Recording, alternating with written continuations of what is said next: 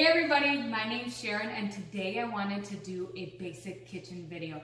The reason I wanted to do this is I realized that a lot of people don't cook at home anymore. They either order out or reheat ready-made meals from the freezer.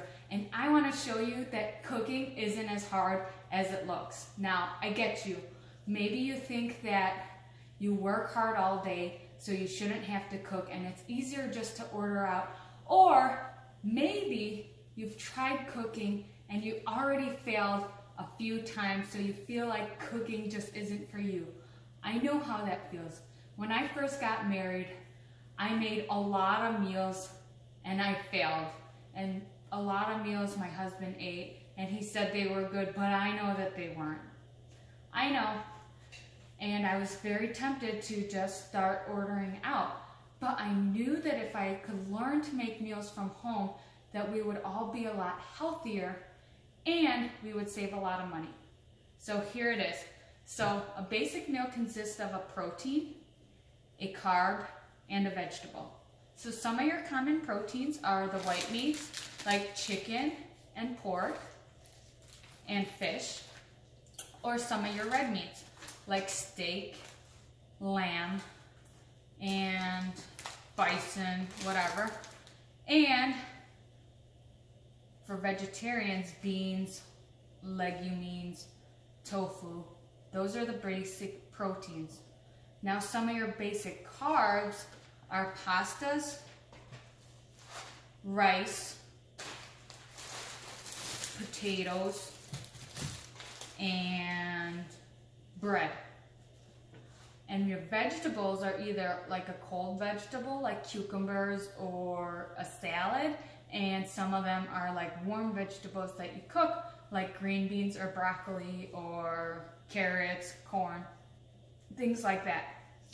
So for your basic white meats like chicken and fish, what you want to make sure you always have in the kitchen is some type of citrus, salt and pepper, and spices that you like.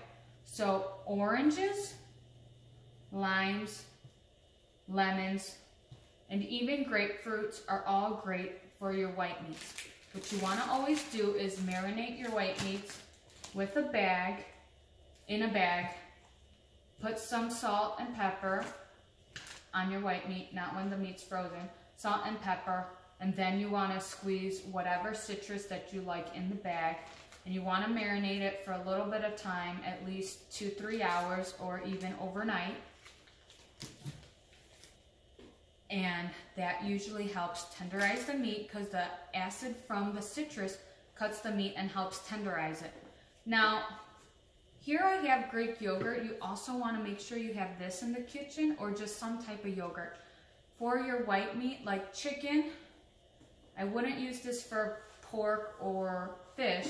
But for your white meat like chicken, when you put just a little bit of yogurt in there, I learned this from my Middle Eastern friends, a little bit of yogurt, that really, really makes the meat tender.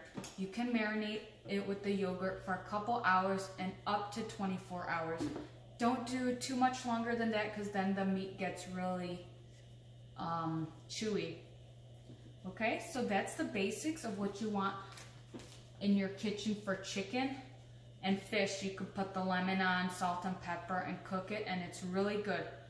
But if you're not a good cook, I don't suggest starting with white meat. The reason is, if you undercook chicken, fish, or pork, you can get salmonella and a lot of other diseases. So what I suggest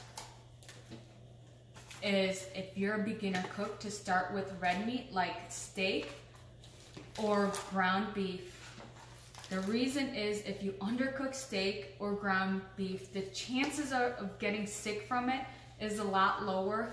So if you're a beginner cook, start out with the red meats, and even start off with the ground beef first. The reason is, if you do ground beef or cut up meat, you can cook it a lot faster and you won't have to worry about undercooking your meat.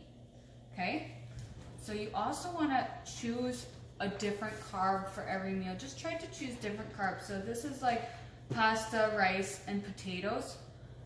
Now, for the carbs, carbs are good for you, but the dangerous part about carbs is most carbs can take in a lot of fat, like butter and oils, and just a lot of fat in the carbs. So that's where they start becoming unhealthy. Is like potatoes, you could put a lot of sour cream, or you could put a lot of butter, and they can take up all the fat and soak it up. And fat's good for you, but they're able to take up a lot of fat. So you want to make sure you try to choose a carb, and the serving size for a carb is about a fist size. So your cooked pasta should be about the size of your fist. Don't worry if someone's fist is bigger than yours. Chances are if you're small, you have a small fist, so that's about how much carbs you should eat. And if you're big, you have a bigger fist, so you can be okay with eating a little bit more. I forgot the protein. The serving size is your palm, so you want your meat to be about the size of your palm, the chicken, beef, or the fish. And then what you want to make sure you have is vegetables. Usually I go for seasonal vegetables, so if it's the fall, I pick vegetables that are ready in the fall, and if it's the summer, I pick vegetables that are more ready in the summer. Also, if you're cooking, you want to make sure you always have a slow cooker, because that way you can prepare your meal ahead of time, and when you get home from work or whatever you're doing, it can just be ready right for you.